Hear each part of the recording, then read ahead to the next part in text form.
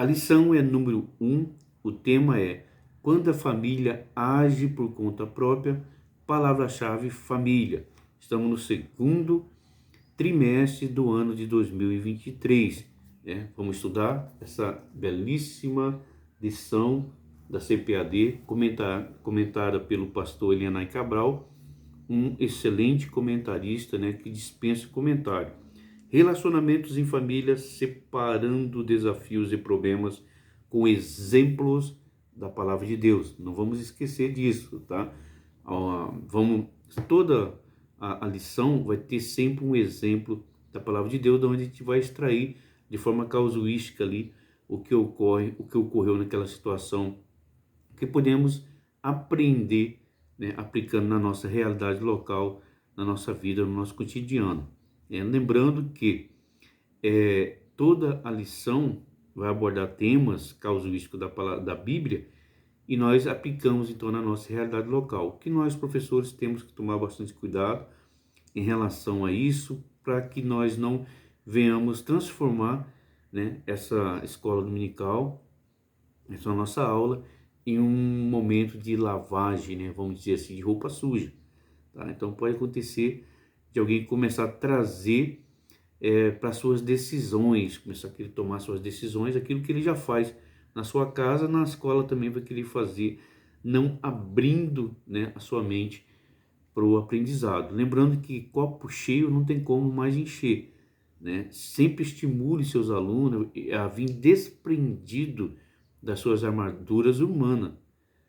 Então, sempre fale isso durante esse trimestre, vai ser muito importante isso, porque senão pode ser que alguém comece a escolher qual lição que ele vai. Fala, não, essa lição bate menos, eu vou, essa lição bate mais, eu não vou. Então, todos nós precisamos nos ajustar à palavra de Deus, e todo o tema aí vai falar fortemente com todo mundo. Família, pais, mães, avós, tios, tias, filhos, falar fortemente com todos. Então, quando a família ela age por conta própria, tá? Então, nós vamos ver isso na palavra de Deus. O resumo do tópico 1 lá diz o seguinte, que Deus fez a promessa de uma grande descendente a Abraão, e a espera acabou gerando dúvida, mas o Senhor garante aquilo que promete. Então, Deus prometeu, ele vinha cumprir. Só que é sempre interessante, principalmente quando você vai ler a história de Abraão, você se colocar no lugar de Abraão, no sentido de você, da situação contemporânea de Abraão, Alguém disse para mim bem assim, irmão, a palavra de Deus tinha que vir escrito bem assim, que Deus fez a promessa a Abraão e a Sara, porque foi Sara que teve filho, não Abraão, Então, irmão, você vê que ele não está se ligando no contexto histórico, A Bíblia está direcionada para um contexto patriarcal e sempre vai colocar que a descendência de Abraão, não a descendência de Sara, Então, você vê que se você não se ligar nisso, se o irmão não tiver consciência disso, ele vai querer contextualizar, vai querer contemporaneizar, colocar a situação de Abraão há mais de 6.000 anos atrás na nossa situação contemporânea, na situação atual, que é outra. Então você precisa entender o contexto histórico do momento. Então Deus fez a promessa de uma grande descendência de Abraão e a espera acabou gerando dúvida. Então, assim, hoje nós temos a Bíblia, que é a palavra de Deus. O que Abraão tinha? Abraão tinha fé. Não é à toa que ele é o pai da fé. Então, no resumo da segunda, você vai ter a precipitação de Sarai, gerou consequências na família que reverberam até os dias atuais entre duas nações. Então, a consequência humana, alguém diz assim, mas eles criaram um problema para Deus. Não criaram um problema para Deus, criaram um problema para a nação.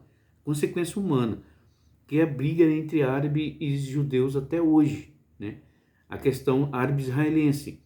Então, tirando ali, dentro da faixa de Gaza, aquela região do Oriente Médio, tirando a Turquia e tirando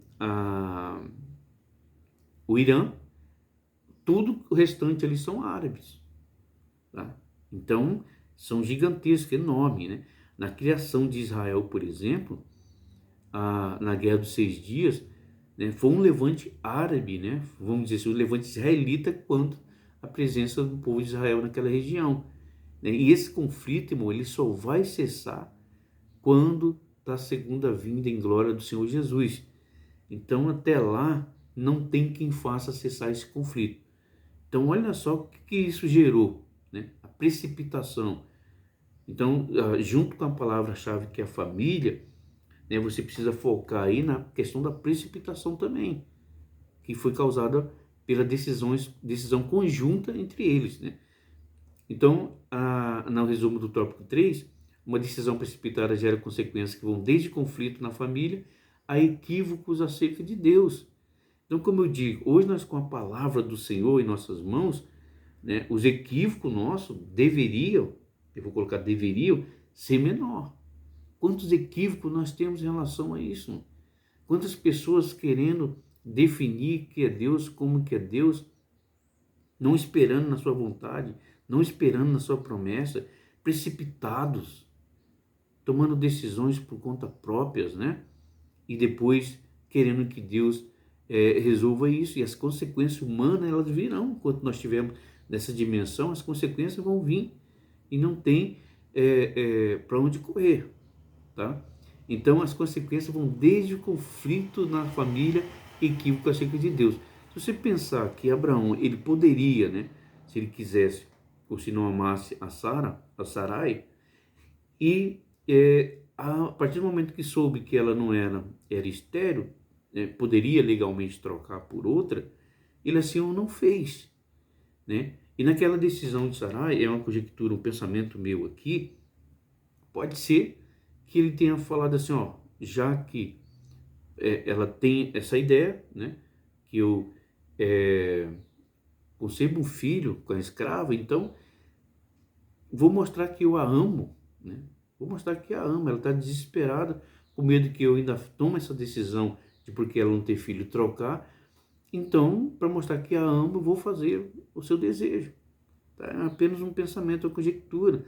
O fato foi que de comum acordo eles decidiram, né, e deixaram Deus fora daquilo ali. Então foi um momento de precipitação, né? Que acontece contigo, acontece comigo. Agora, como eu digo, né, a chance de Abraão errar era muito maior do que a minha e a sua, tá? Porque nós hoje temos o guia, nós temos a palavra do Senhor, tá bom? Leva isso para sua sala. E aí, lá em Romanos, né, ele termina a lição falando lá, você lê em Romanos capítulo 12, versículo 2. Então, é para nós renovar, né, a boa e perfeita e agradável a vontade de Deus, lá fala no capítulo 2, no primeiro nós ser renovado pela renovação do nosso entendimento. Entendimento, irmãos, Deus não é algo alegórico. Deus instituiu a família, e a família é onde o indivíduo, ele abre o olho, ele está nesse grupo, é o grupo principal, é o grupo que vai ser formado, é o grupo que ele vai dialogar primeiro, é o grupo que ele vai ter as referências. O irmão percebe a urgência do inimigo em atacar essa célula madre da sociedade? A urgência em quebrar, né, o ciclo, essa coisa de ficar batendo ao sistema patriarcal, que fez chegar isso, ao sistema patriarcal. Você vê o contraditório nas escolas, por exemplo, né? Que ao mesmo tempo que a escola tenta e quer abraçar todos os problemas da sociedade, ela exclui a família dessa sociedade, como se essa sociedade fosse algo solto, largado. E nós vemos que todos os problemas dentro das escolas, parte dos problemas é produzido da família. Só que o aluno chega na escola cheio de problema, a escola fala que o aluno, ele é protagonista da sua própria história, ele é protagonista do saber. E muitos desses alunos não sabem ler, não sabem escrever, não sabem ler o mapa, não sabem se orientar, não sabem nem o que está fazendo lá na escola. Pais que não acompanham filho na escola, não acompanham as reuniões. Isso aí tudo a gente vai ver durante a lição. Vamos falar muito sobre essas questões de responsabilidade. Mas a família, quando ela toma decisões precipitadas, quando a família ela age por conta própria, não por conta, seguindo as orientações do nosso Senhor, ela está fadada ao fracasso e à consequência. A questão é essa consequência, né? Porque às vezes você fala assim, mas não deu certo a decisão que fulano tomou, não foi, não resolveu, não resolveu, porque as consequências começam a vir e aí não adianta, tá? Não adianta você recorrer porque as consequências é fruto da sua e da minha plantação.